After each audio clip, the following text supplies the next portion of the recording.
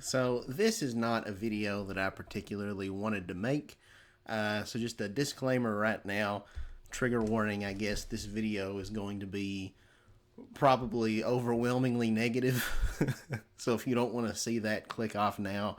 Because I'm going to say some very disparaging things about the Mario Kart World Nintendo Direct and kind of just Nintendo as a whole right now. So we're just going to dive right into it. So earlier today, at the time of recording this, it'll probably be, a day or two later once this video goes up on YouTube. But earlier today, Nintendo aired the Mario Kart World Nintendo Direct presentation, which was like 15 minutes. They announced this presentation, like a couple weeks ago when they first had that big Switch 2 Nintendo Direct on April 2nd.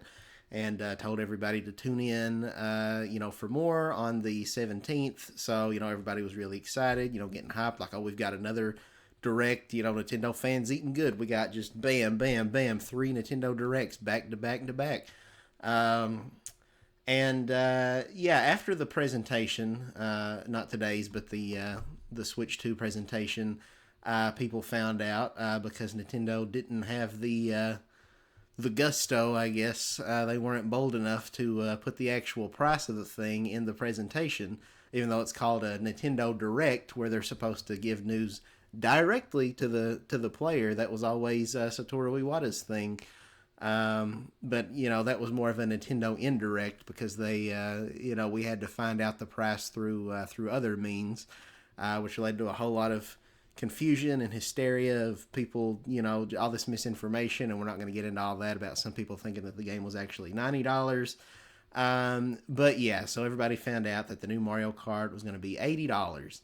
And with a price tag like that, that really raises expectations. Like, all right, well, once you get past just the initial stages of grief, you go through denial and then the anger and the bargaining. Well, maybe it's because of the tariff situation. Maybe once you finally go through all the stages of grief, and then you sort of, I wouldn't even say reach the acceptance phase, but once you get to the, okay, I'll give Nintendo the benefit of the doubt phase, because they've told us, Bill Trennan from Nintendo, one of the higher ups at Nintendo, and then the president of Nintendo of America, Doug Bowser, have both been saying, when asked about the $80 price tag, just wait for the Mario Kart Direct. Everything will be answered there. Everything will become more clear as to why this game is worth $80.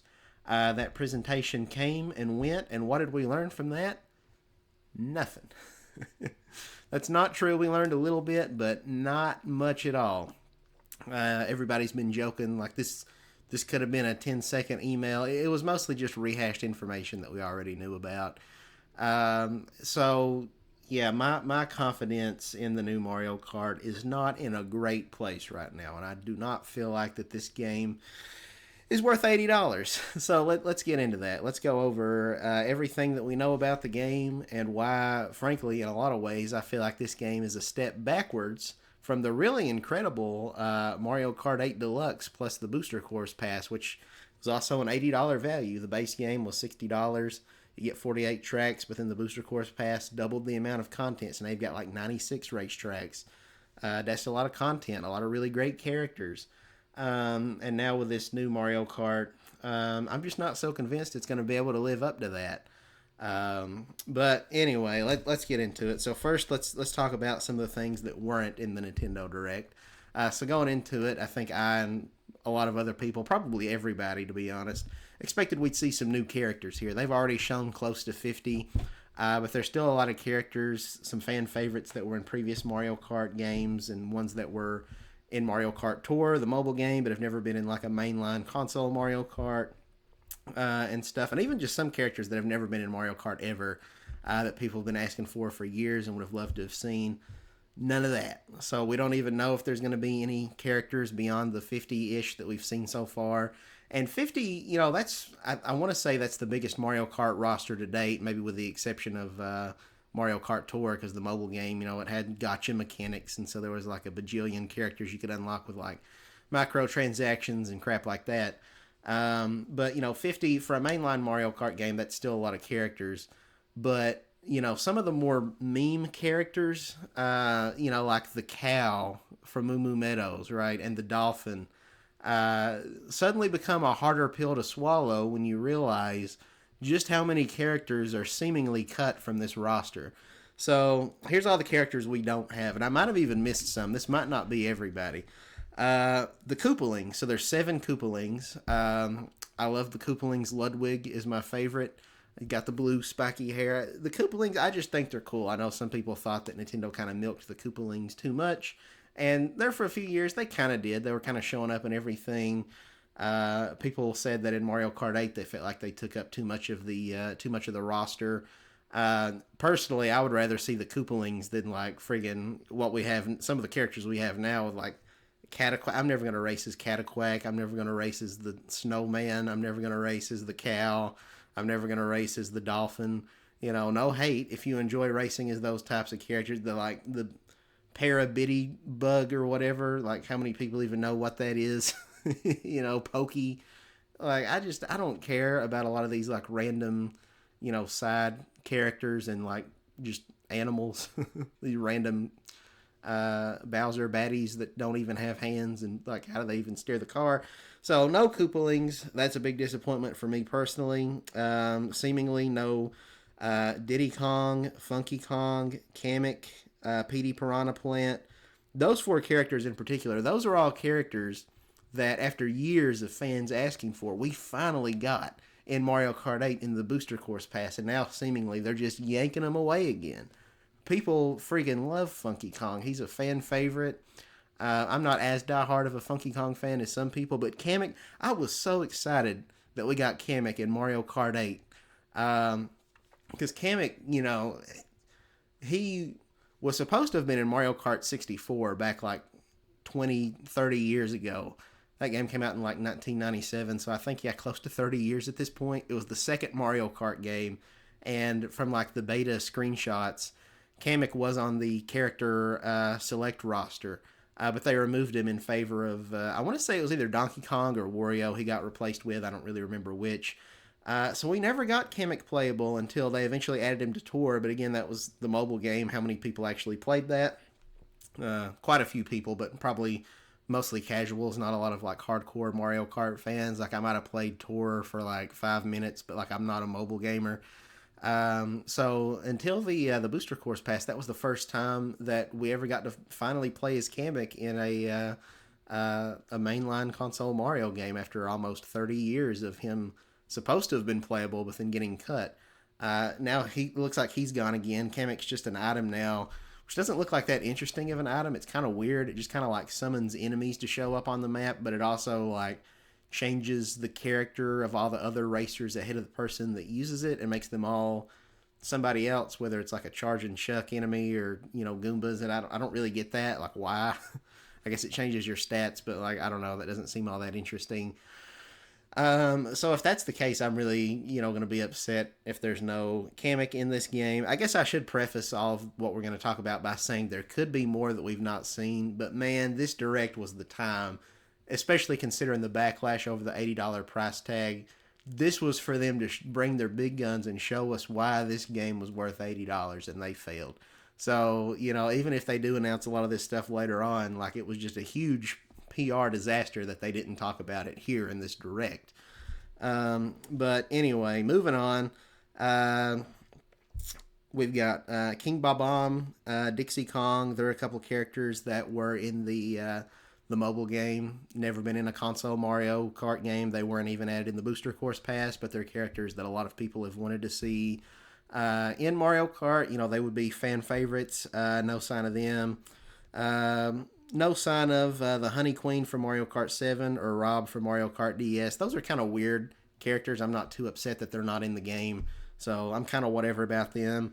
None of Nintendo's other like franchises represented here, so no Zelda representation. We don't see Link. No Animal Crossing. There's been no sign of the Villager or Isabelle. No Splatoon representation, so there's no Inklings. Mii characters have kind of been a staple since Mario Kart Wii. We've seen no sign of them. And we know that the Switch 2 is going to have Mii's because it's going to be backwards compatible with Switch One, and like we're getting a new Tomodachi Life game next year. So Mii's clearly aren't going anywhere, but no Mii characters for whatever reason. And in the in Mario Kart 8, they had some really cool Mii costumes, especially with like amiibos that you could scan in. You could get like a Pac-Man skin, you could get like a Sonic skin, like Mega Man, a bunch of cool like third-party character costumes. But that's presumably cut. Again, they could announce the Mii's later, some of these other characters, but it's looking pretty doubtful. People. These are some characters that have never been in Mario Kart ever, not even in Mario Kart Tour. But people for a long time have been asking for Professor Egad from Luigi's Mansion. He's a fan favorite character that people would love to see in Mario Kart, but no sign of him here. No sign of Cranky Kong or King K. Rool, or really the only Donkey Kong representative we've seen so far is just Donkey Kong himself. No Donkey Kong Jr., who was in the first Mario Kart back on the Super Nintendo in like 1992 or whenever that game came out. And they brought him back in the mobile game, and it was this really cool thing where it was kind of like a 3D model that looked like his old 2D sprite, so that would have been really cool to see here, but nope, no sign of that. Boom Boom and Pom Pom, classic Mario bosses.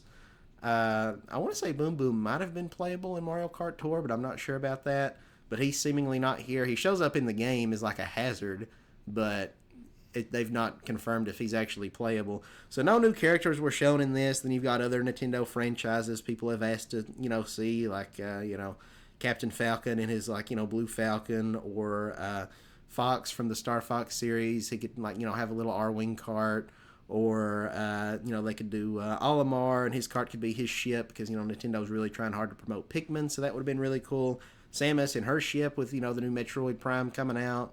But none of that. And some of this stuff they could put in the game later is like content updates, DLC, but they'll probably charge us even more for all that stuff beyond the $80 price tag. But no Kirby, which that doesn't surprise me as far as other Nintendo franchises go. A lot of people have asked to see Kirby in Mario Kart.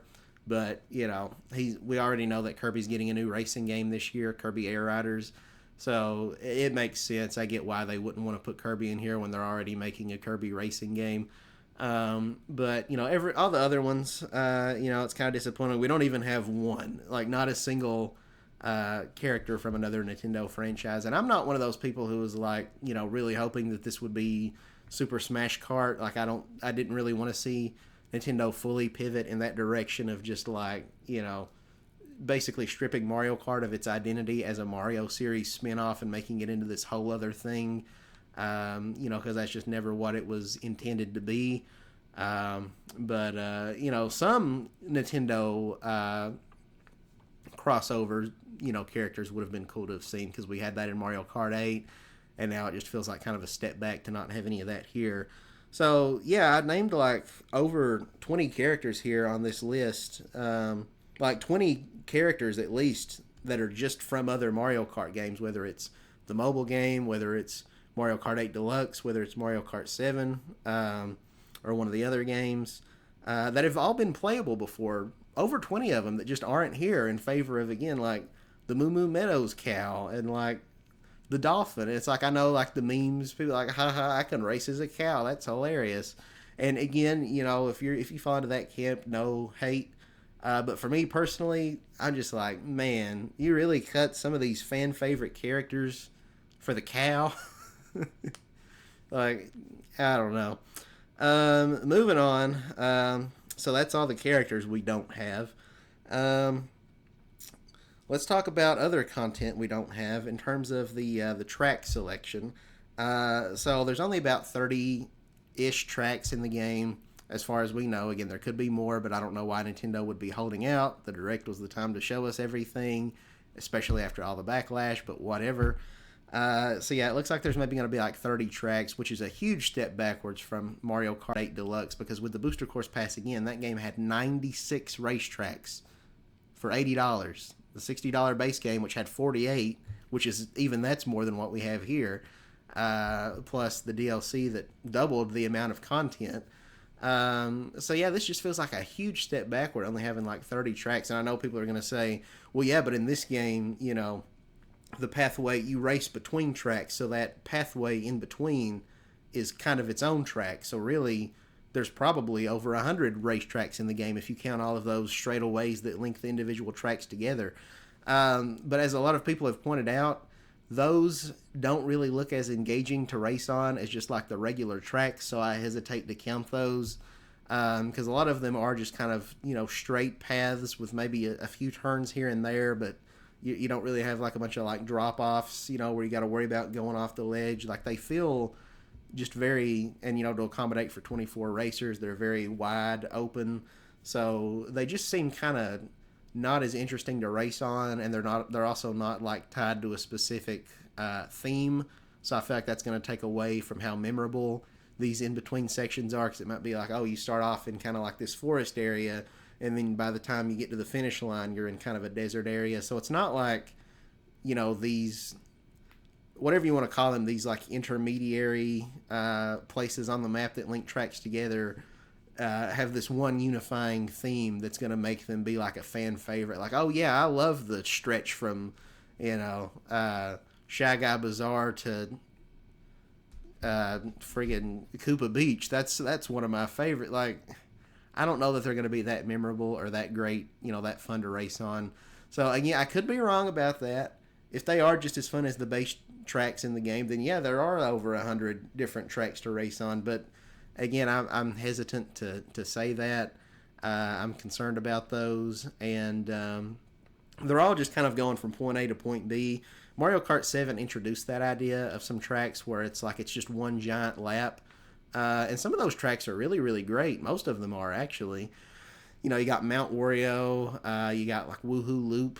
You've got Mario Kart 7's Rainbow Road is like my favorite Rainbow Road ever, and that one is just kind of like one giant lap. So having these tracks that are just like one giant lap have always been kind of a fun change of pace since they introduced that in 7. But with this game, that's like the majority of the tracks, like probably 3/4 of all the tracks are that, it looks like, where you're just going from point A to point B. Even some of the new tracks that they show that are in that 30 track count, like the Donkey Kong one. It's like DK Spaceport, I think is the name of it, which looks awesome. Don't get me wrong, that track looked really cool. But it's another track where you're not doing 3 laps, you're just kind of going from point A to point B. So yeah, I don't really know how I feel about that. I just want some solid Mario Kart tracks to race on, and I'm feeling really iffy that there's only around 30 actual core tracks tied to like the Grand Prix, and then you've got all these weird like in between stretches that are interlocked. And it's like, yeah, this is the first time we've ever had like an open world Mario Kart where you can just drive wherever you want. I'm not convinced that's going to make the game worth $80 though. I feel like the map, it seems kind of small to me. This doesn't seem on the same scale as like Breath of the Wild or Tears of the Kingdom, which, may I remind you, this game cost $20 more than Breath of the Wild did when that game launched, and $10 more than Tears of the Kingdom, which more than like doubled the entire map from that game with like the whole depths and the caves and then the sky islands and stuff. So yeah, we've seen, like, we kind of have an idea roughly of how big this world map is, because they've shown the entirety of the map, and they've explained this new knockout tour, which is like this elimination thing, where you race from one end of the map to the other. And, it looks like completing a round of knockout tour takes maybe like 20 minutes. So, essentially it takes about 20 minutes to drive from one end of the map to the other. That doesn't feel that huge. That doesn't feel like a $80 worth of an open world, There had been this theory going around that I was really like hoping with bated breath, with fingers crossed, because people noticed that like in the logo behind Mario Kart World, there's this globe, and it looks like there's different land masses, like different continents, and people were speculating maybe we've only seen one continent, and maybe you'll be able to like race across the ocean and reach like other land masses. So actually there's way more tracks in like a, much bigger world than we even know about. Seemingly that's not the case. They could be hiding it like they did the depths in Tears of the Kingdom. They didn't reveal that before the game came out. But again, though, now was the time to do it. People were very upset about the $80 price tag, so it really would have been in Nintendo's favor to have shown us more. And the fact that they didn't in this direct tells me that, yeah, we're probably not getting anything else. What you see is what you get. So that kind of sucks. But yeah, the map's divided into maybe like 8 different, biomes or something like that. You've got like your snow portion of the map. You've got your lava, volcano, wee Bowser portion of the map. You've got your desert portion. And each one of those segments has maybe like 3 or 4 tracks. But again, like that's not a lot really. So I don't feel like this game is gonna feel like it's on the scale of something like Breath of the Wild or Tears of the Kingdom. I feel like you're gonna be able to get across this map pretty quickly, and so in terms of single player content, I feel like the free roam mode isn't going to have that much to offer. They did finally tell us what the P switches do, and it's kind of what everybody would have predicted. It looks kind of cool, I guess. You've got these missions you do where it'll be like maybe you got to grab all the blue coins within the time limit, or get to the finish line before time runs out. While there's these obstacles you're having to dodge, and that's really about it. Nintendo claims that there's like they said, hundreds of P switches, like with different missions throughout the world. They only showed like 2. So that's a little concerning. What are the rest of the missions, Nintendo? Is it going to be very repetitive, like the Korok puzzles in Breath of the Wild, where it's like you're kind of doing the same like 10 puzzles again and again and again and again? Is this going to be very monotonous and repetitive, or is every one completely unique? We don't know. But the fact they only showed like 2 out of the apparent hundreds doesn't give me a lot of confidence. So yeah, you could kind of say that mission mode for Mario Kart DS is kind of back, but I was expecting a lot more in terms of single player. I thought we might have some unique bosses, because even that was something that was in Mario Kart DS. Maybe some of these P switches could activate a boss fight, but I'm not feeling it. Again, I feel like they would have wanted to highlight that here, because Mario Kart DS, there was like a boss fight where you had to fight King Bob-omb and Goom Boss. Like, it was all these different bosses that were in Mario 64 DS, so they were kind of reusing a lot of assets from that game. But it was cool, though, to have bosses in a Mario Kart game, but that's presumably not here. I was really hoping for that. So, yeah, the single-player content, not as substantial as I would have liked. Oh yeah, and something else I wanted to mention too, that really kind of concerns me is we're talking about this big open world and how all the tracks are kind of interconnected and you can drive from one track to the next. That really concerns me because it really gives me strong Mario Golf Super Rush vibes.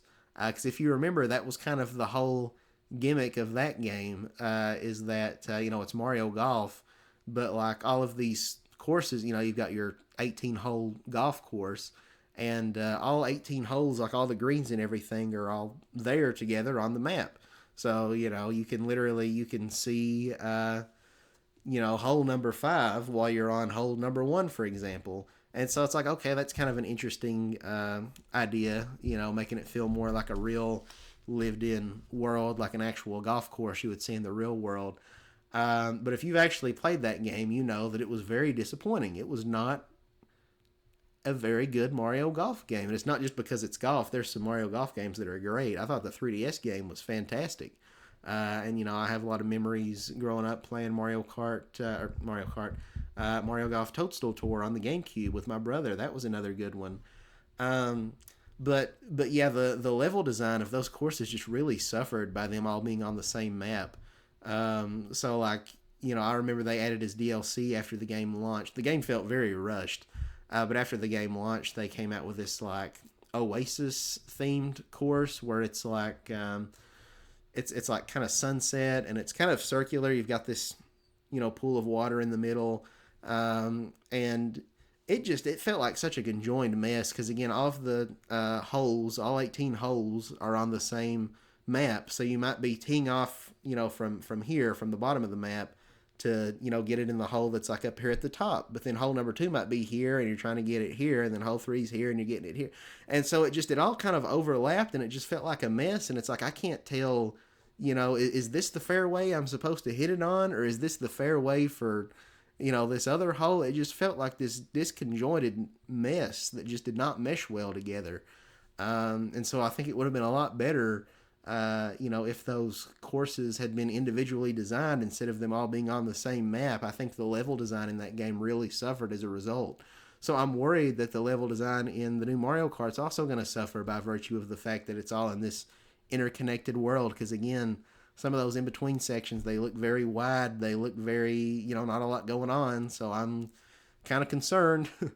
But moving on beyond that, we finally got a look at battle mode. Not a very good look. They did not spend a lot of time on battle mode. And honestly, battle mode in this game, it kind of feels like an afterthought. Better than the battle mode that Mario Kart 8 had back on the Wii U, which was like horrible, until Mario Kart 8 Deluxe came out on the Switch and they actually, gave battle mode the proper love and attention it deserved. But yeah, we've only really seen on the map, it looks like there's like at least one battle mode track that's like returning from Mario Kart 64, like the big donut or whatever, where it's like this Bowser Castle-y lava area, and it's like a big circle with this big crater in the middle full of lava that you can fly over, and you're popping each other's balloons and stuff. But other than that one, it looks like a lot of the other battle maps might just kind of take chunks from just like the regular tracks that you would race on, but just like segmented off. So that's really kind of lame. That's kind of how it worked in Mario Kart 8, which again, that was a very bad battle mode. Like in part of the footage, it looks like they maybe kind of like sort of fence off like a portion of Moo Moo Meadows and just called it a battle track instead of there being like a bunch of unique battle tracks specific to this game. So that's kind of lame if that's the case, if we're not going to get a bunch of returning favorites like, Block Fort or, any number of other Mario Kart battle tracks or some new ones.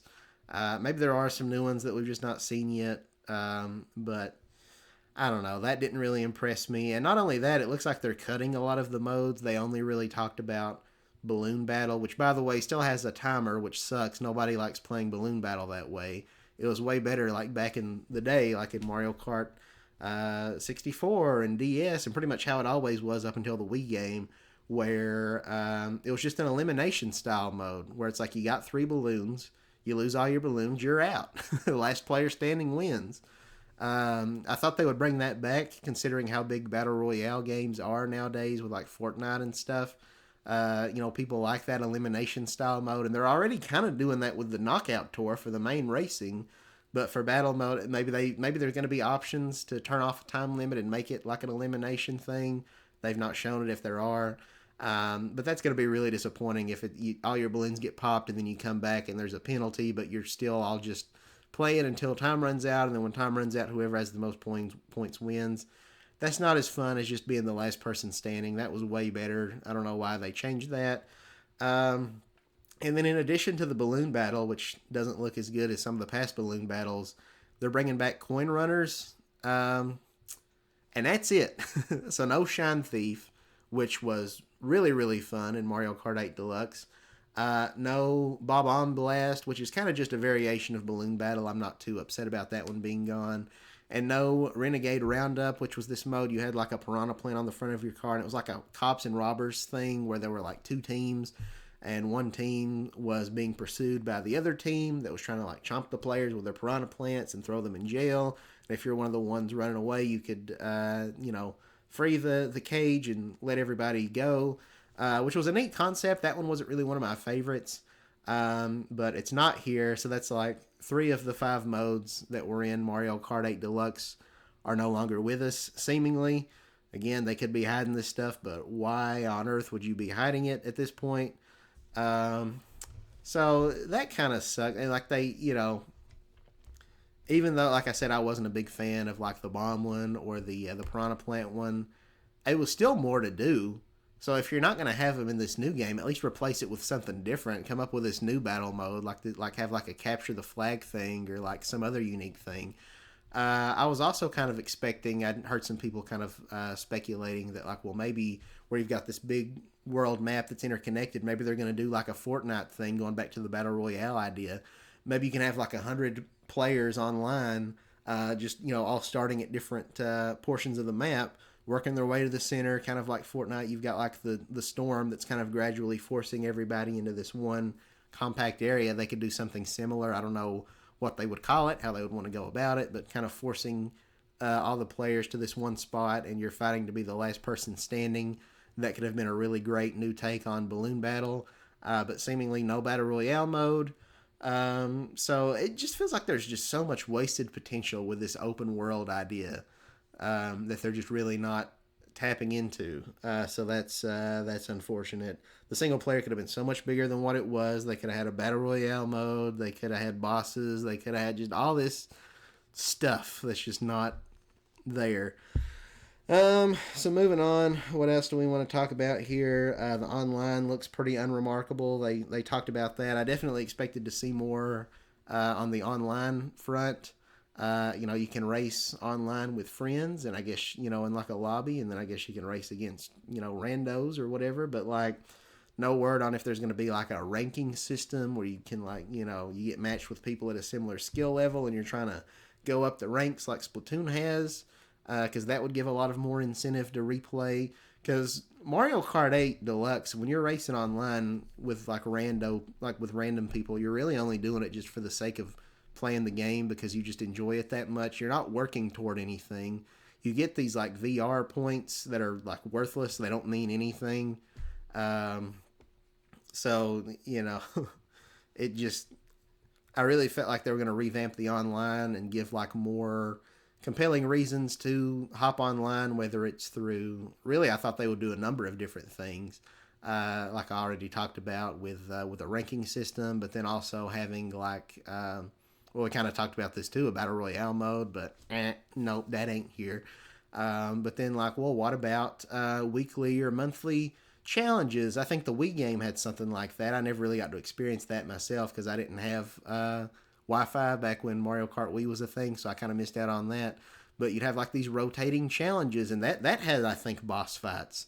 I think there was one where you fought like Top Man from Super Mario Galaxy, and they would like change up the tracks and have all these different events.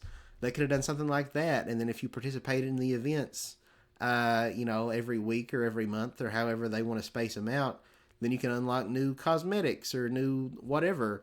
But yeah, nothing on that. Nothing on how they're going to support this game long term with like, are we going to get free content updates every month like how Mario Kart Tour got updates? Probably not. They're probably going to make us pay even more for that. When the game inevitably gets DLC, it'll be like, a $40 expansion or something.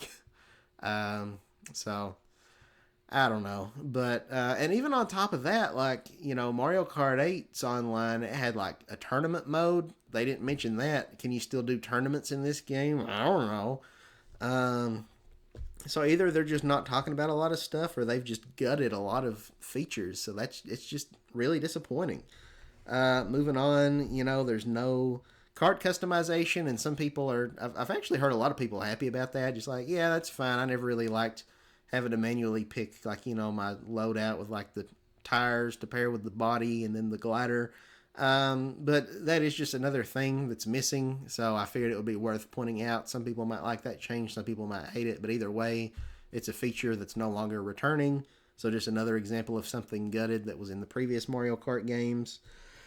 Let's see. What else have we got here on this list? There's no character specific items like we had in Mario Kart Double Dash and Mario Kart Tour. That was something I was hoping to see here. I thought maybe they were holding out on some of the items. Maybe there's some that were only, that they like restricted to where people who've been going hands on and playing like demo builds of the game, maybe they just, didn't have certain items enabled. No, that doesn't seem to be the case. We've already seen all the items that this game has to offer, so that's kind of unfortunate. There are some cool ones, but they brought back the Mega Mushroom from Mario Kart Wii. That was a favorite of mine. I'm happy to see that one returning. They brought back the feather that was in Mario Kart on the Super Nintendo, and didn't really return until Mario Kart 8 Deluxe, but only in battle mode. But now it's going to be actually a thing on the regular racetrack, so that's kind of interesting. It looks like maybe you can use it to like hop over red shell, so that's pretty cool to have kind of another defensive item. You can also use it to hop up to like grind rails and stuff like that to take like shortcuts and stuff. So that's kind of neat that they brought that one back. Then you've got like the Hammer Brothers hammer, where you just throw a whole bunch of hammers in front of you. There's an ice flower that's pretty cool. We already had fire flower. Now you've got the ice flower, which kind of temporarily looks like it slows down the player, but it also makes them kind of lose traction. So they can't steer very well for a couple seconds. So that's kind of neat. And then there's like a gold Koopa shell, which is just kind of functions like a regular green shell, except it leaves a trail of coins when you throw it forward. So that kind of makes me think like, well, so if I'm in first place and I get the golden shell, I guess I'm just kind of screwed, because it's like, well, I can't throw it behind me to try to hurt somebody behind me, because that's going to give them a bunch of coins that I can't get. So I don't know about that one, but yeah. So like the items they have here, it's like it's not bad, it's fine. I'm kind of glad they got rid of the piranha plant from Mario Kart 8. I didn't really like that one very much. I thought it was kind of annoying. Um, but um, but yeah, like Mario Kart Double Dash had this cool thing where like there were character specific items, and that was something that carried over to Mario Kart Tour as well. Where if you're racing as Bowser, he could throw like this giant Bowser shell with spikes on it that was just like massive, that could just run over multiple players and cause all kinds of mayhem. Then you had Princess Peach and Daisy both could use this like this heart item that acted as like a force field that would kind of like nullify a couple of hits. So that was pretty cool. You had Donkey Kong could throw like a giant banana peel that was like 3 times the size of a normal one. Birdo could throw like homing eggs. Yoshi and Birdo both threw eggs. Yoshi's was green, which was kind of like it kind of functioned like a green shell, except I think it might not have like bounced off walls. I think once it hit a wall, it would explode. But when it burst open, there would be items that would come out. So there'd be like a mushroom or a star on the track now. And Birdo's was the same way, except her pink eggshell was like the red Koopa shell, where it would like hone in on the person ahead of them. So I would have really loved to have seen some of those character specific items come back, but nope, none of that. So that was also a little disappointing. Um, there's also just they talked about the costumes. I don't know if we saw a single new costume here. We saw no new tracks, no new characters. At first, I thought there were no new like vehicles, but I think people have pointed out it looks like, I guess there was like a Rob the Robot themed one. So that's kind of cool, I guess. Again, I'm not really too disappointed if he's not a playable character. So making him a cart, that's kind of cool. But other than that, I didn't really notice any. Same with like the costumes. And the costumes in this game, which they're kind of acting like it's a big selling point, just don't do a lot to impress me, to be honest. Um, I'm not interested in seeing like Mario and Peach in like a traditional Japanese, what do they call like the long robes? I'm blanking on what those are called. I think it starts with a K. Kimono. That's what I'm looking for. Or seeing like some of the costumes are kind of cool. There's a handful where it's like, yeah, that one's kind of neat. But like Luigi and his like later hosen, like I'm not that interested in a lot of these costumes. I do like cosmetics that are based on like other that are references to other Mario games, so you kind of get that fan service in there. But I'm just not seeing a lot of that. And so what I'm talking about is like I would love to have seen a Dr. Mario costume, or a like for Wario, he could have like his biker outfit from the WarioWare games, where he's kind of got like this denim jacket or the like vest or whatever, and then he's got like the fingerless gloves and stuff, and he's got like pink, I don't know if it's like spandex bicycle shorts or what. And he's got his motorcycle helmet, but not that. We've got a somewhat similar costume for Wario, but it's not the same thing. That's what I like to see, is the cosmetics that are tied to like specific other Nintendo games that are like canon in the Mario universe or whatever.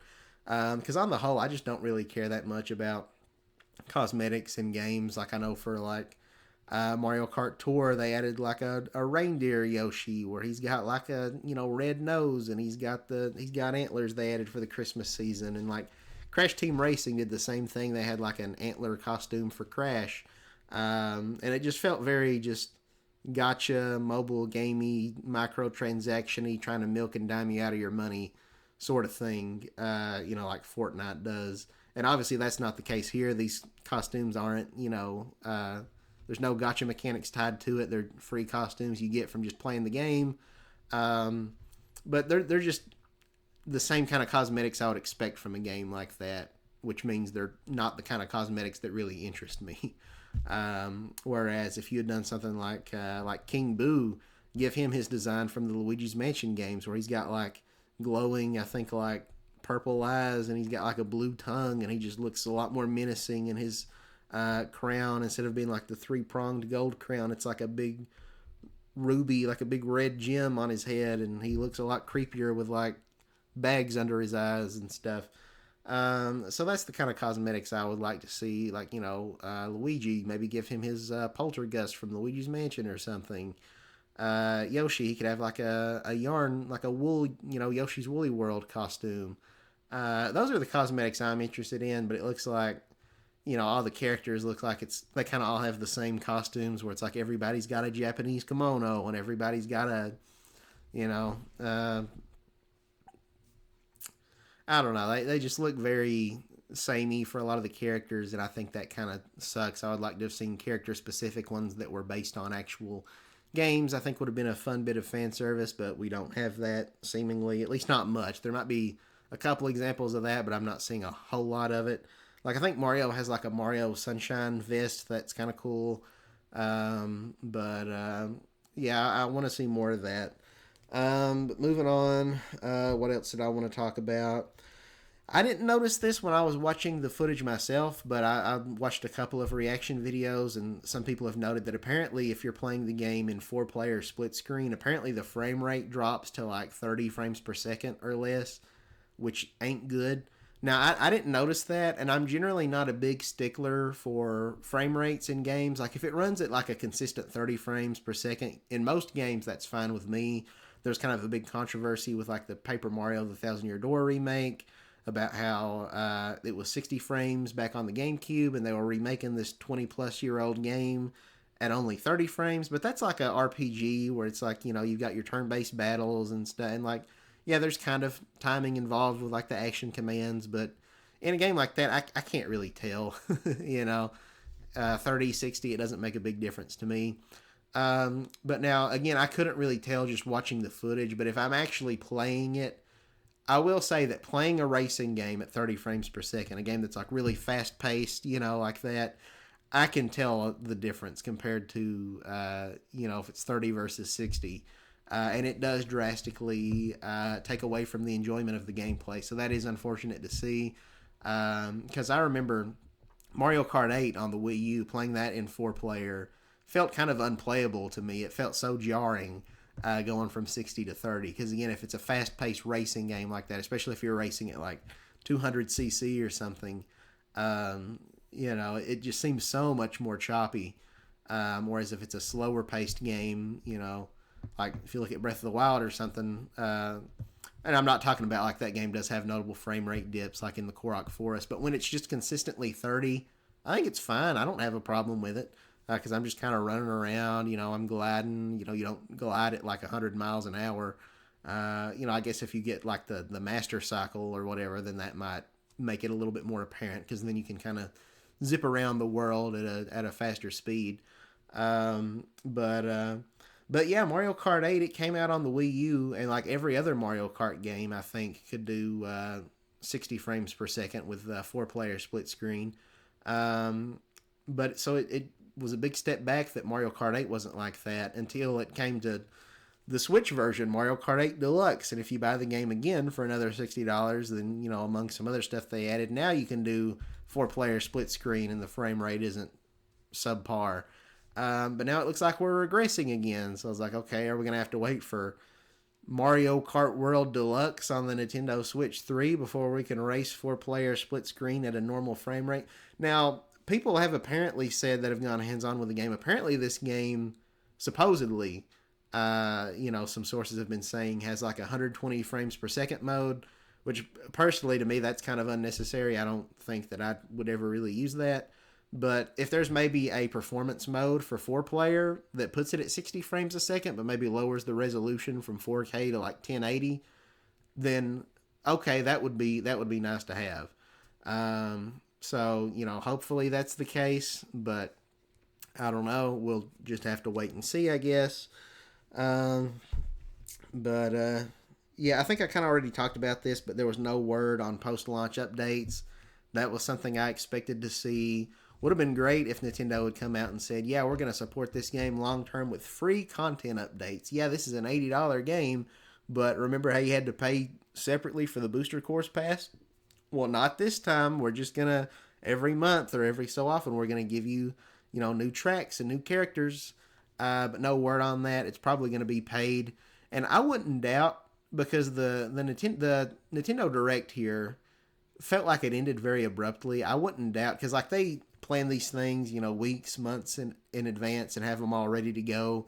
So I wouldn't doubt this Nintendo Direct. They'd like finished editing it and putting it together, quite a while ago. And then maybe in response to the backlash of people being so upset about the $80 price, that maybe there was a segment in the Nintendo Direct at the end about like future updates that you would have to pay for, and they maybe just cut that out to keep people from being even more upset. Like I have to pay even more now. The game's going to cost me $100+. But I don't know. That might not be the case. Maybe what we saw in the Nintendo Direct is what was always intended to be there. But there was hardly any new information, and it really just sets a bad precedent moving forward, because Nintendo has been so good consistently throughout the Switch's life cycle of having Nintendo Directs that are like, they know how to build hype, they know how to get people engaged and keep them engaged, and usually they'll start off with a big thing and then they'll end with one more thing and they'll show this really big, huge reveal at the end, and it's exciting. Nintendo Directs feel like an event. This Mario Kart Direct did not feel like an event. This felt like an infomercial. Like I said, some people have joked this could have been a 10-second email. I've heard other people say that this feels like, like a week or so before a game comes out. A lot of times, maybe even a month before, Nintendo will put out like a overview trailer that's maybe like 5 minutes that mostly just kind of recaps everything we already know. But even those tend to sometimes have like decent little nuggets of new information. Like they might announce like a new amiibo coming out or something like that. But in a lot of ways, this felt less than that. It was 15 minutes of stuff we already knew about. It felt like, and honestly, it felt like EA or Ubisoft or somebody trying to copy the magic of Nintendo's Nintendo Direct formula and then just completely butchering it, just completely botching it, and making it feel like such a soulless cash grab of just, this Nintendo Direct felt patronizing. It was just telling us everything that we already know. And it feels even more so after you had these higher ups at Nintendo with like Bill Trinen and Doug Bowser saying like, oh, just you wait. Like they were hyping it up. Like, people would like, why is this game $80? Oh, just you wait until the Mario Kart Direct. All your questions will be answered. No, that didn't happen. It kind of feels like they were just deflecting the question. They didn't want to talk about it. So it's like, look, a distraction. And then, we looked and it was nothing. So yeah, I hope future Nintendo Directs, especially the game-focused Nintendo Directs, won't be like that moving forward. But yeah, it just felt like a glorified commercial. It didn't do anything to excite me or anybody really. It was just stuff we already knew about. They elaborated on a couple of things that were pretty inconsequential, like, thank God they confirmed time trial mode is back. The thing that's been in every single Mario Kart game to date. I was a little scared for a second there wasn't going to be a time trial, but so that was kind of whatever. There was just a lot of stuff like that in the Nintendo Direct. They spent just so much time going over just like they're talking to babies. Just like in this game you can play as familiar characters like Mario, Luigi, Yoshi, Peach, and it's like I'm just like looking at the time. It's like, come on, Nintendo, tell us something we've not heard about. And then it's like, here's some new characters. Like, oh boy, it's like, oh, you mean the new ones that you already told us about 2 weeks ago? So they're just, this was probably the worst Nintendo Direct ever, and I know that kind of sounds like hyperbole, like maybe I'm exaggerating. And you know, because you think back to like E3 2015, Nintendo had like a terrible show that year where they showed off Star Fox Zero, which came out and everybody ended up hating. You know, Mario Tennis Ultra Smash, everybody hated. Metroid Prime Federation Force, everybody hated that one. You know, there were a couple games people were excited for. There was like Mario and Luigi Paper Jam, and there was Zelda Triforce Heroes. So that was kind of cool. Then they came out, and everybody was kind of like, yeah, those were pretty mediocre. But here's the thing: a lot of those announcements might have sucked and might have made people really mad. But at least things were announced. That's what a Nintendo Direct is supposed to be about, is announcing new things. I don't think we've ever had a Nintendo Direct like this Mario Kart one, where it's just like nothing was announced. You know, it was just the bare minimum. It was a lot of stuff that, like, you know, maybe hadn't been officially confirmed, but like if you're like me and you've watched like other YouTubers like doing like deep dive analysis videos, it's like stuff that, you know, that you can see in the trailers if you really, you know, take a closer look. Like, oh yeah, you know, you could see the big donut battle map and stuff like that. So it was just bad. And really, you know, I know I'm sounding very negative, and like, you know, I do want to say the game, it does look good in the sense, like, you know, visually I think the graphics look really nice. They've shown a lot of different remixed music throughout the Mario series, not just Mario Kart, but even like you know, mainline Mario games. Like there was a remix of Bob on Battlefield from Mario 64 in there, so that's cool. I heard like some Yoshi Story music, some Wario Land music. So that's pretty neat that they're tapping into all these different. Like there's seemingly a lot of music in the game. I don't know if there's going to be like a way that you can just like shuffle through all that music while you're exploring the open world. That would be pretty cool. I'm glad it's not like Breath of the Wild where like it's all just these ambient sounds while you're exploring this open world. I like how there's actual like legit music we can listen to, and not just, you know, a couple of keys being tapped on a piano every 10 seconds. I never cared for that.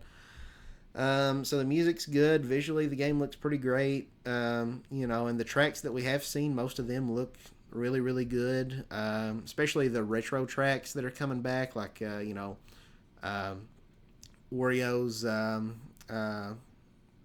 Wario Shipyard. That one looks pretty sick now. Then you've also got stuff like Airship Fortress, because there's a lot of these tracks where it's like I was wondering why we didn't get them in the Mario Kart 8 Booster Course Pass, because it's like, well, Nintendo has to know these are fan favorite tracks. So like it's good to see Airship Fortress back. I'm happy to see that one, and then also Shy Guy Bazaar. And then that was like one of my favorite tracks on Mario Kart 7. I love that one with kind of the whole like Arabian theme going on. And then you know, I was a big fan of. Let me look at this list here because I wrote down pretty much all the tracks I could think of. Desert Hills, I think that's a pretty cool. We've not seen a lot on that one, but I like that track. I'm glad it's getting a second chance to shine. Dino Jungle, that was another one that felt like a big omission from Mario Kart 8 Deluxe. That was another Double Dash track that was really good. Same with Peach Beach. You know, then you've also got like Wario Stadium from the Nintendo 64 game. People have been asking for that one to come back for forever. I've heard some people say they kind of nerfed this track, like they took out like some of the curves and stuff and kind of shrunk the track down quite a bit. But personally, I don't really care. I was never the biggest fan of this track to begin with. But part of that is because it was just a massive track that went on for way too long. So I'm kind of happy that they've shortened it down some. So these remade tracks, they all look really, really good. And then you've got some new ones that stand out.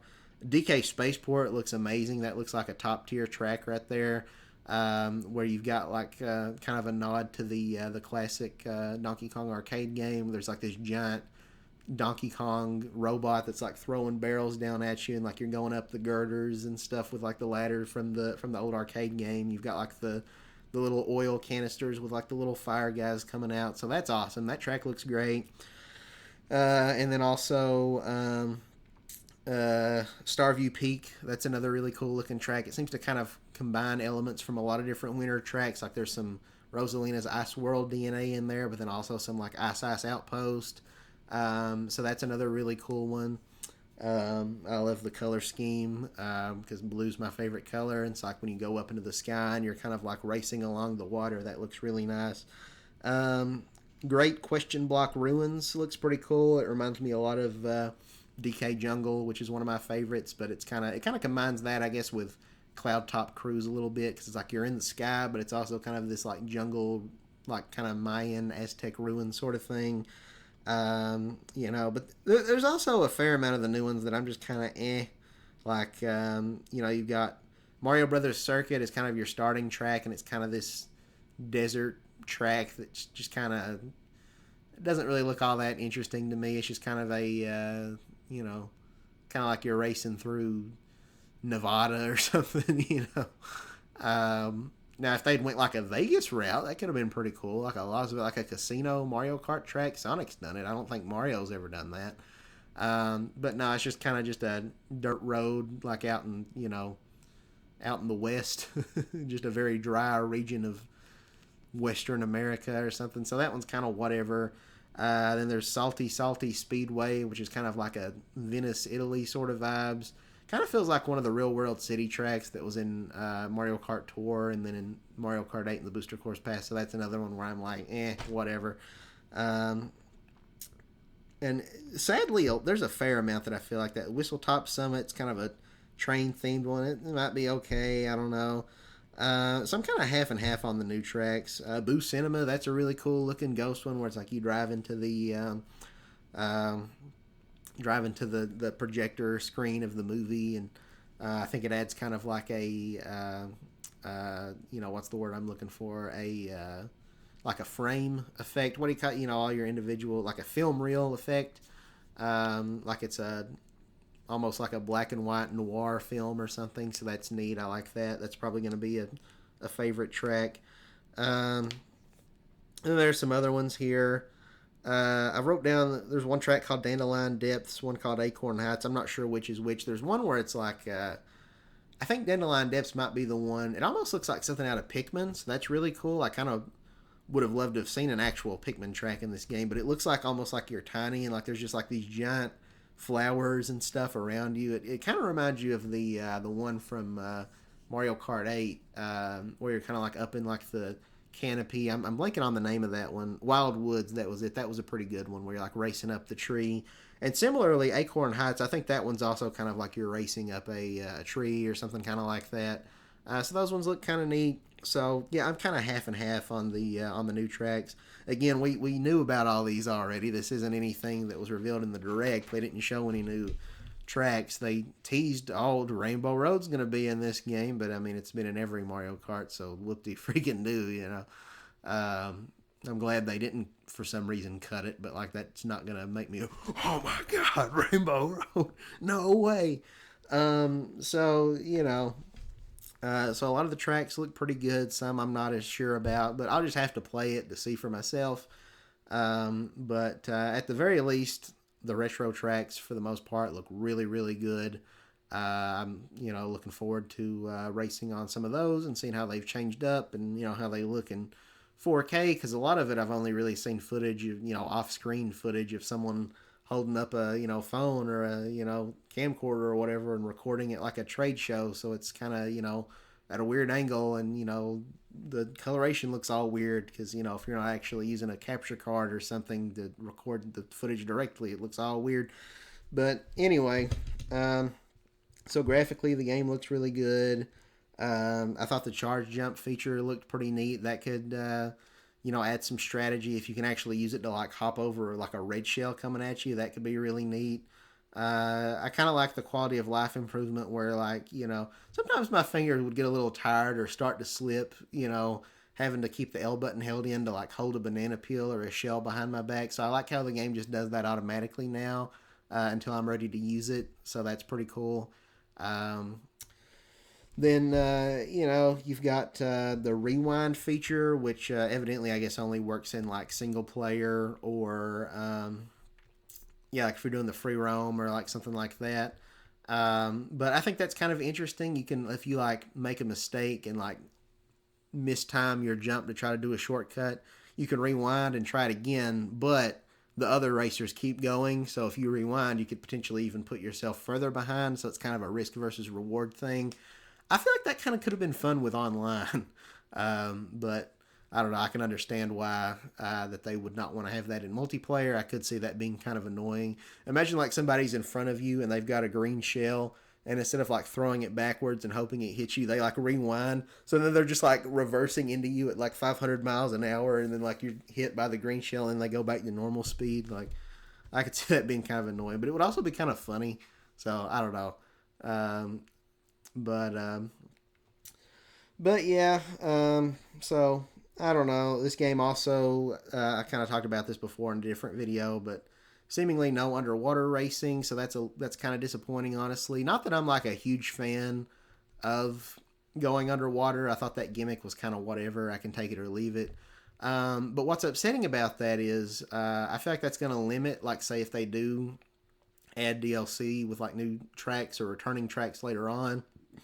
Um, Certain Mario Kart tracks, just it might not be possible to bring them back now, which would kind of suck unless they implement underwater driving later on. But I don't really see them doing that, because instead your car kind of gets out like jet skis basically, and it can just kind of like skim along the surface of the water, and you can kind of get boost off waves. So it's neat, and the way they've kind of used it to modify a track like Wario Shipyard, I think is pretty cool. But there's some tracks that like being able to race underwater just feels so integral to those tracks, like specifically Piranha Plant Cove, which was in Tour, and then they also put it in Mario Kart 8 Deluxe with the Booster Course Pass. That track is almost entirely underwater, and I don't think there's a way you can rework it to where that one all takes place like on the surface of the water. Same with like Dolphin Shoals, because like in the case um, of Piranha Plant Cove, it's kind of like this. The theming that track goes for is kind of almost like this lost underwater civilization, kind of like an Atlantis sort of thing, this sunken city. So you can't really do that on top of the water. You have to be able to race underwater to bring a track like that back. So I don't know if that's going to kind of limit the retro tracks they can draw from the DLC. I hope not, because that would be kind of disappointing. But yeah. Let's see. I think I've talked about most things. Am I forgetting anything else here? I guess not. That's pretty much all the notes. But I did kind of want to take a bit to talk about just how, you know, this is something that really bothers me. I think I would be a lot more forgiving about this game's shortcomings, about all the characters and the tracks and the battle modes and the, all this other stuff that's not there. No crazy new online features, no, battle royale mode. If this was just like $60, but no, it's not even 70, because everybody thought like, well, that's kind of the industry standard. When Nintendo comes out with their next system, it's going to be 4K, and 4K games are more expensive to develop, and so yeah, it's probably going to be $70 plus you factor inflation and all that stuff. But $80 for the new Mario Kart just feels dirty. And like I really wanted to give Nintendo the benefit of the doubt. I was still upset about it, but it was like, well, maybe they'll prove me wrong in this Nintendo Direct. I was hoping I would come away and say, oh, I never should have doubted you, Nintendo. This game is so worth $80, but I'm just not seeing it. This, it just feels greedy.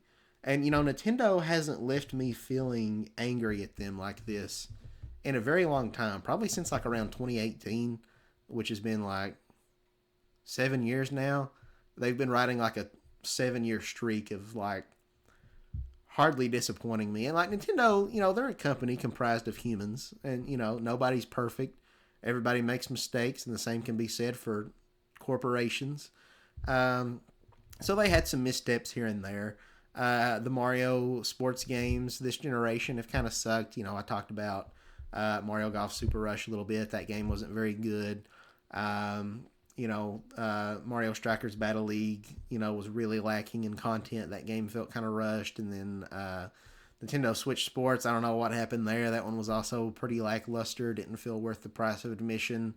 But on the whole, Nintendo has really made me happy this generation. And whenever they've took a misstep, for the most part, they've done measures to correct it. It might take a few years, but look, like Paper Mario: The Origami King, I was so upset.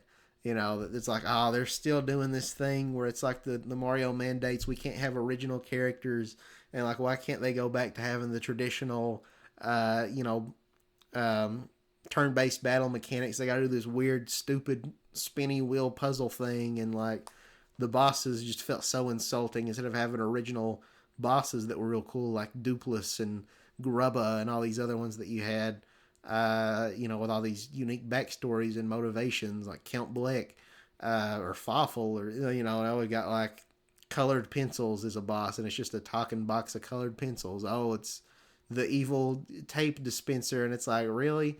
But then a few years later, they came out with the Paper Mario: The Thousand Year Door remake. Or Switch Online. When it first launched, I was pretty upset because it was like, okay, you're charging $20. The online kind of sucks, frankly. I'm getting a lot of disconnects, and it's just a bunch of like NES games. Like, who cares? But I think they've really upped the value, even for the expansion pass, which is $50 a year. If they don't raise the price, like having GameCube games in addition to Nintendo 64 games and Super Nintendo and NES and Game Boy and Game Boy Color, Game Boy Advance, all that for $50 a year, I think that's a steal. Plus, some games get like free, like included online expansions. That would be nice for Mario Kart. If they come out and say, yeah, this is an $80 game, but, if you have the $50 a year expansion pass, then you don't have to pay for any new content updates. That would be great. But as of now, mum's the word on that, so we'll see. That's how it was with Mario Kart 8's Booster Course Pass. So I'd love to know if that's the case. That would kind of add more value to the online thing, even though I think it already has pretty great value, and make the $80 price tag for Mario Kart a little bit more palatable. But yeah, so like the online, it kind of sucked when Switch Online first became a thing, but over time I think they really improved it a lot. Um, I'm pretty content with it now, and it looks like the Switch 2 is going to have even better online performance. I feel like Nintendo's corrected a lot of their missteps during the Switch 1 generation. And as a fan, I really couldn't have been happier. I think Nintendo really knocked it out of the park and did almost everything perfectly. But it feels like with Switch 2, they're already kind of fumbling right out the gate, and that has me definitely very concerned for the future. And it's funny, if you go back and watch my Nintendo Switch 2 reaction video from a couple weeks ago when they had the big Switch 2 Direct, before it started, I was talking about how I want to be excited, but I'm nervous because this I don't know how to feel. I don't know what to expect, and I really hope Nintendo doesn't fumble it. I really hope the new Mario Kart doesn't do something radically different with some weird gimmick that upsets me, or that they're or that the Switch 2 isn't gonna I don't know. I was just really worried. So it's like the Switch 1 is like such a winning formula, and it's like, well, if it ain't broke, don't fix it. And it's like, yeah, people have been getting antsy. They've been clamoring for a new console for years now. But I've been very content with my Switch 1. And I know some third-party games have kind of been struggling to run on it. It's starting to show its age. But I was willing to ride the Switch 1 hype train as long as possible because I was scared of what the future would entail. And, I hate to say it, but I think a lot of my fears are becoming reality.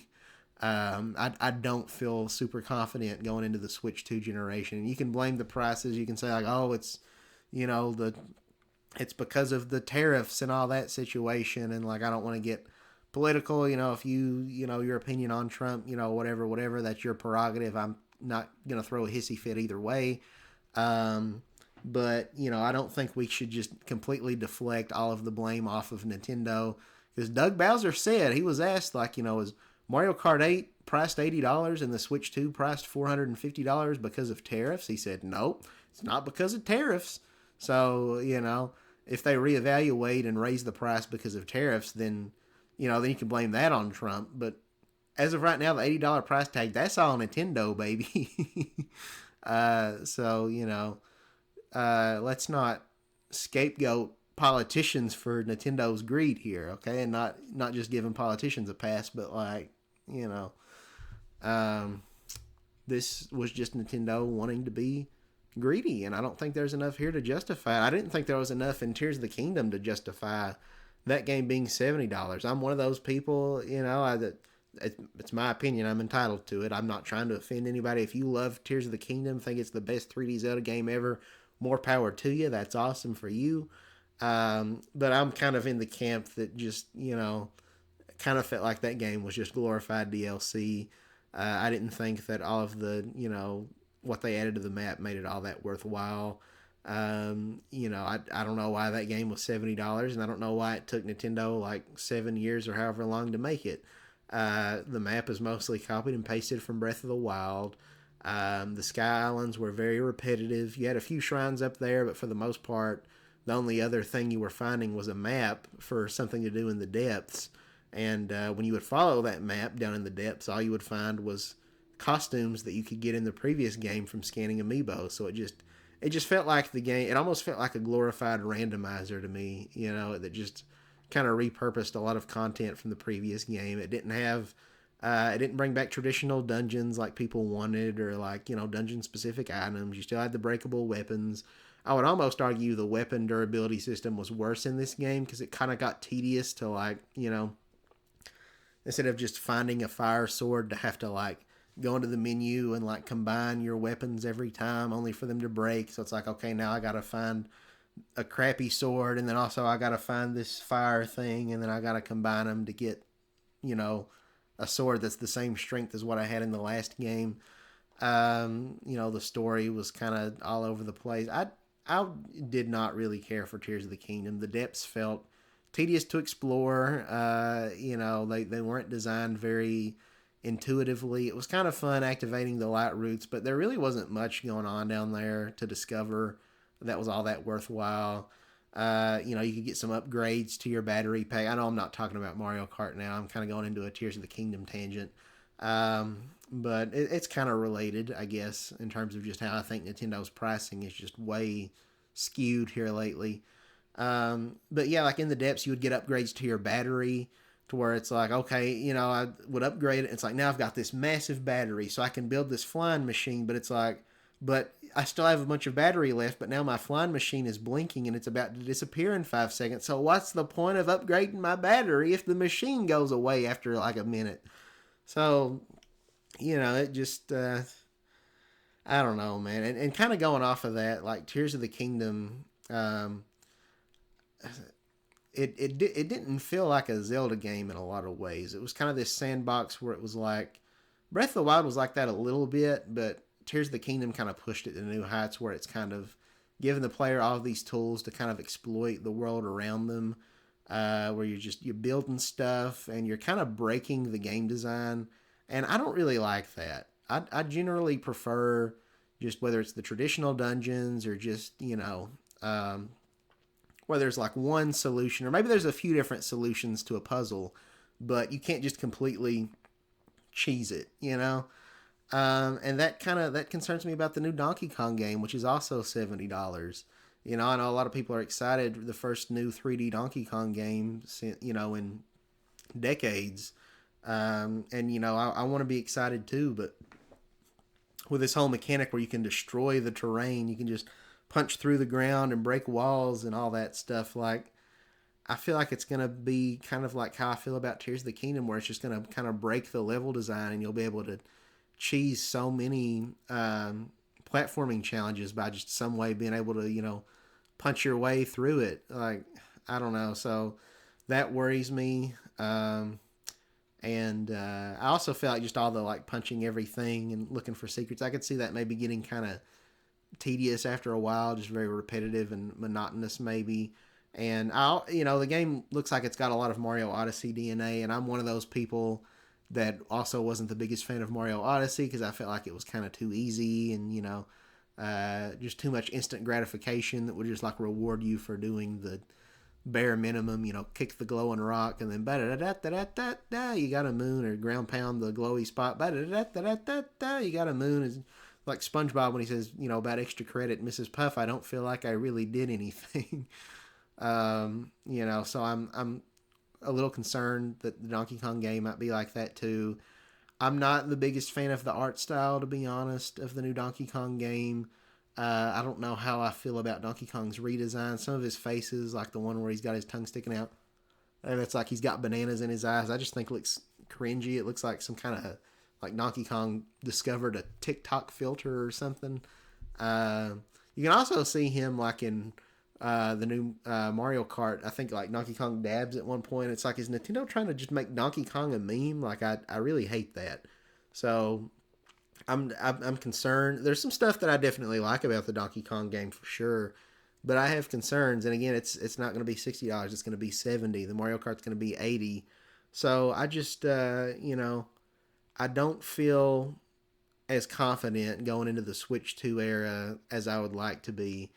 Nintendo had a lot riding on this Nintendo Direct. There was a lot banking on it to prove that the game was worth $80, and they just failed on all fronts, in my opinion. I know I'm not the only one that feels that way.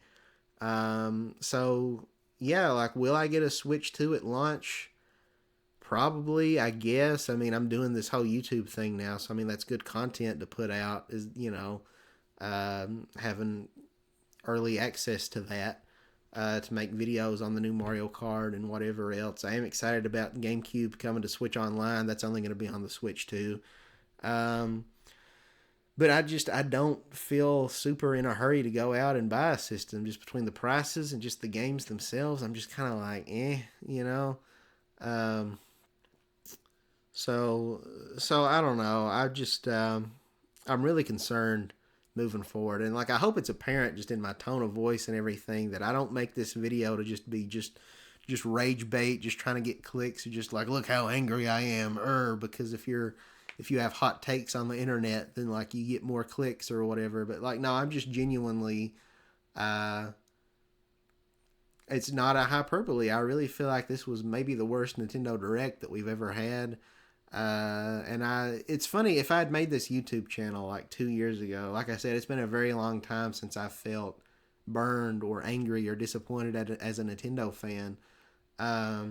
You would probably have called me a corporate shill because, in these podcasts, I would have been taken up for Nintendo like crazy over their questionable business decisions. But now it's all just kind of culminated where I'm just like, man, like I don't want to sound overly pessimistic, but like I don't know, like I look back on a lot of like I feel partially responsible. Like I've enabled Nintendo's bad behavior because I've been completely complicit during the Switch generation of buying all these Wii U ports that I already bought on the Wii U for $60, sometimes even $50, and then Nintendo sell us the same game with no new features like Donkey Kong Country Tropical Freeze. It's the same game, but $10 more than it was when it was a new game that came out years ago. I paid full price for it on day one because of course I did. Same for Captain Toad.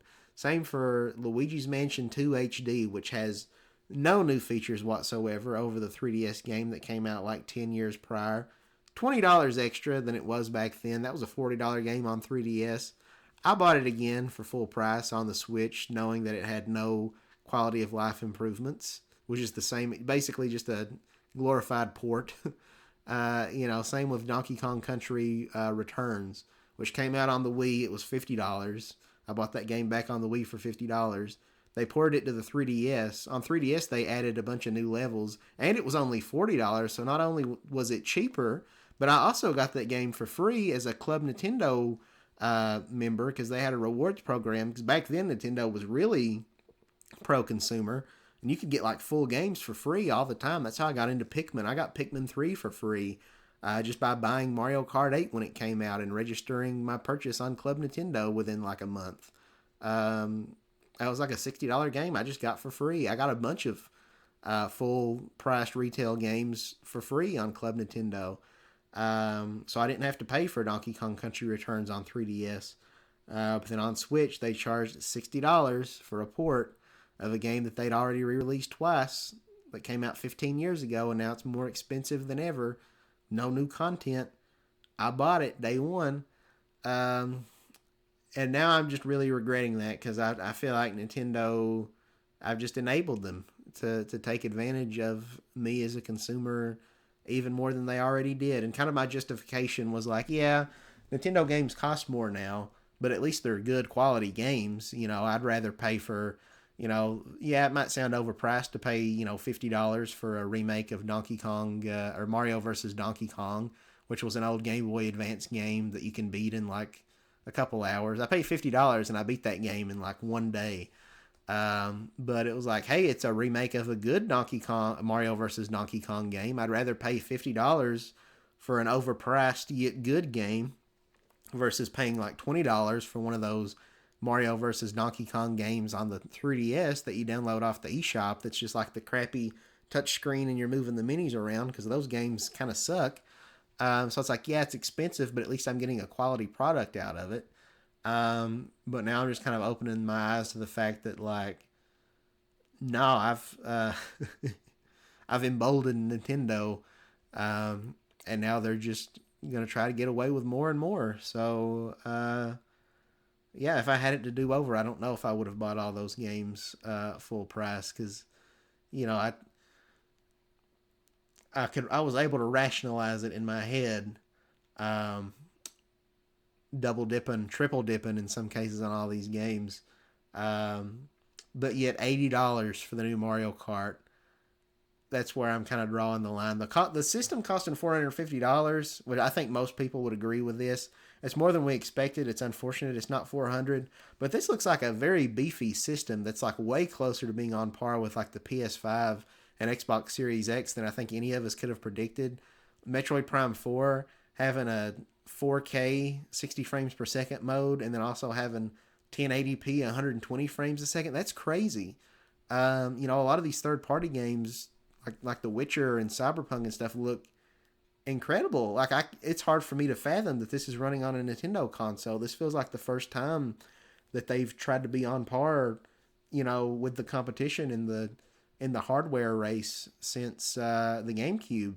So I'm like, yeah, I wish it was cheaper, but I'll pay $50 more than I was expecting for this big of a leap in hardware. But if Mario Kart costs $80, if this is going to be a consistent pattern moving forward, and like the next big Zelda game is going to be $80, and the next Smash Brothers is going to be $80, and the next 3D Mario is going to be $80, like that adds up. The console's a one-time purchase, $450, and like, yeah, that's expensive, but I bought it, and I'm going to have this for years and years and years, so I'm going to get my money's worth out of it. But for a game that Mario Kart, I'll probably keep coming back to, but other game like Donkey Kong Bonanza, which is 70, which is still, a lot. It's more than us Nintendo fans are accustomed to paying.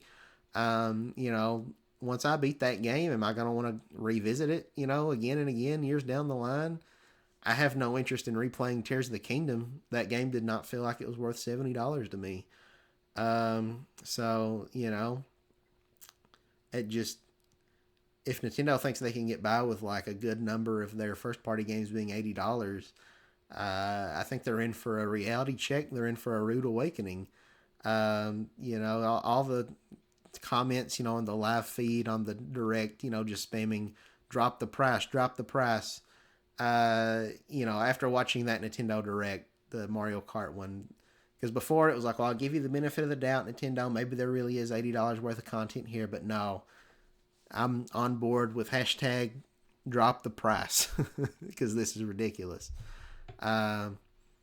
So, something, and some people will say like, well, just buy the digital version, bro. Like, why would you buy the physical version? Because like, if you get the bundle with the console with Mario Kart, that's $500.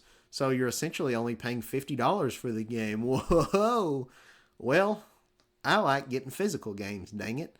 And I've heard people say, well, don't get the physical version because then that'll tell Nintendo that they can get away with charging $80. Well, I don't really want to get it digital either because then that's telling Nintendo that they can get away with not doing physical releases. I like my physical games. I don't want to pay an arm and a leg for them. But, if Nintendo does someday come out with Mario Kart World Deluxe 8K edition that's the same game with new features and wants me to buy it again, I've got my physical copy of the old one I can sell, and get some money back. Versus, if I download it, I'm just kind of stuck with it forever. I can't sell it. And not only that, but I mean that takes up storage on my system, on my micro SD card. And yeah, the Switch 2, it's going to have 256 gigabytes of internal storage. That's a big improvement from from the Switch 1. And the Mario Kart World is going to be like 20 gigabytes or something like that. So that's like 1/10 of the storage. So it's like, what's your problem, Aaron? You got plenty of storage space. Well, the problem is on my Switch 1, which I would like to transfer all the games from that one over to Switch 2. I already have like a 1.5 terabyte micro SD card. It's only about a third of the way full. It's like maybe I've used up maybe 500 and some 600 gigabytes. But I'm going to have to buy a new micro SD card because something else that I'm kind of upset at Nintendo about that's going to cost me even more money is that my micro SD card that I bought thinking it was an investment, I bought this one that's way bigger than I need, but it'll last me for years to come all through the Switch 2 generation. Nintendo said, no, no, no, no, no. This new console is only going to support express micro SD cards. And from what I can find, most of them, I can only find maybe around like 256 gigabytes. Like, there's definitely not a 1.5 terabyte express micro SD card as far as I can tell. I might have seen one that was like 1 terabyte, which is pretty good. Still a third smaller than the SD card that I already bought that I thought was going to be a long-term investment. So yeah, like if I get the 256 gigabyte one, that's going to probably cost, $100, $150. It's going to be less storage than I need. If you combine that with the 256 that's already on the Switch, I'm already not going to be able to transfer all of my games from the Switch 1 to the Switch 2. I'll have to archive some of that. So I really don't want to add 20 more gigabytes to that with Mario Kart World. So it's just annoying all the way around. I'm just so irritated because I'm going to have to get the Switch. There's going to be 450, and then we can do the math here. So that's 450, and then we'll add, get my calculator up, 450 plus $80 for the game if I don't want to get it with the bundle, which maybe I will, maybe I won't. I don't really know, but either way just is crappy to me. At least if I spend $80 on it, maybe someday I can sell it for 40, and then it's like, well, I only spent $40 on it. But 450 plus 80. I'm already, subscribed to the Switch Online expansion pass, but if you're not, you're looking at another $50 if you want to be able to play GameCube games. Then we'll add, $10 for that stupid, that really should be packed in. That's another outrageous thing, like their little welcome tour tech demo that's like sold separately. That's stupid. That's another $10. Plus, the following month, if I want to get the Donkey Kong game, that's $70. Plus, if I want to get the camera, that's another $50. The micro SD card, I don't know how much that's going to cost me. Let me see. Let me Google real quick and just see if I can find a 1.5 terabyte express micro SD card. I don't think it exists. Yeah, like here's SanDisk 1.5 terabyte Ultra, but it doesn't say Express. I don't think any of these say Express. Here's one that is, but it's 256 gigabytes. That's not enough. So I guess I'll have to get, Here's a Nintendo Life article. Let's check this out. Best micro SD express cards for Nintendo Switch 2. Let's see. We got 512. Here's a 1 terabyte one that I can get, which is still, like I said, that's 33% less than the one I already have. $200. So I'm going to have to shell out $200 to get a micro SD card with less storage than I have now. That sucks. So by the end of the Switch 2 generation, I'll probably have to upgrade that once they finally come out with a 1.5 terabyte micro express. So let's add another $200 to our total here. Plus what the Pro controller, that's like $80, right? You're looking at $1,000. This is without tax everything that I just added up, that's going to be spending $1,000 on my Nintendo Switch 2 after about a month. So getting the Switch 2 for $450, Mario Kart for $80, Donkey Kong the following month for $70, the Pro controller, which is $80, I think it might even be $90, the $10 welcome thing, $50 for Switch Online if you're not already subscribed, $50 for the camera, which the camera, that's optional. You don't have to have that. A lot of the stuff I'm naming is, but still, like, everything is so expensive. And it's like, if you want to get the most out of these games, you're going to want to get all this crap. And it's like, man, the 200, like, that's such a big just kick in the testicles for me having to buy a new micro SD card, because mine that I thought would last me for years and years and years just isn't compatible. $200 extra for that. So yeah, you're talking $1,000. Just in the first month or so of owning the system, which, I don't know. I probably won't get all this at launch. Oh, I didn't even consider, the Switch on, they've got the GameCube controller. So if you want to get that, how much is that? NSO GameCube controller. Do they have a price for that? They might not have a price for that yet. I don't know. That's probably going to be, I got this wireless Nintendo 64 one next to me. I think this was like 50 or 60. So the GameCube one's probably going to be even more than that. Probably $80 for that too. So yeah, you'll like the average person's going to be probably spending well over $1,000 in the first year of this system coming out. You buy a few games, and then it's like, you get the Switch 2 edition versions of these games that you already own. You do all that, like. Who boy. But I think I've rambled enough now. But yeah, I'm just not feeling super confident about Nintendo at this point in time. I'm not like, there's stuff to be excited about for sure. Mario Kart still has a lot going for it that looks good. It looks a lot of fun. Exploring, traversing this open world and doing the challenges will probably be fun. The new tracks and, the remastered retro tracks that look beautiful, that'll probably be fun. Will it be $80 worth of fun? I don't know about that one. But then you got GameCube NSO. That's exciting. I hope I'll really like Donkey Kong. I'm concerned about it, but it is awesome that we're getting a new Donkey Kong after so many years. Then you got Kirby Air Ride coming out. That's probably going to be another $70. And if it's anything like the first Kirby Air Ride game, the content's probably going to feel kind of shallow. You'll have the city trial. Good Lord. You'll have the city trial mode that, everybody, well, presumably they'll have that, which everybody loved from the previous game, but that was just kind of one map you play over and over again. Is this game going to be like that? And then there's only maybe 8 regular racetracks, because I think that's how the original Kirby Air Ride, from what I remember, it was really lacking in content. So is it going to be like that again? Because if it's $70, that's going to suck. Maybe Nintendo will throw us a bone and with their benevolent graciousness only charge us $60 for it. But, Hyrule Warriors, I'm so sick of games set in the Champion Link timeline. Let's move on. I never want to see that Hyrule again. I'm so burnt out, and I'm kind of getting sick of all these Warriors games based on it. I don't care.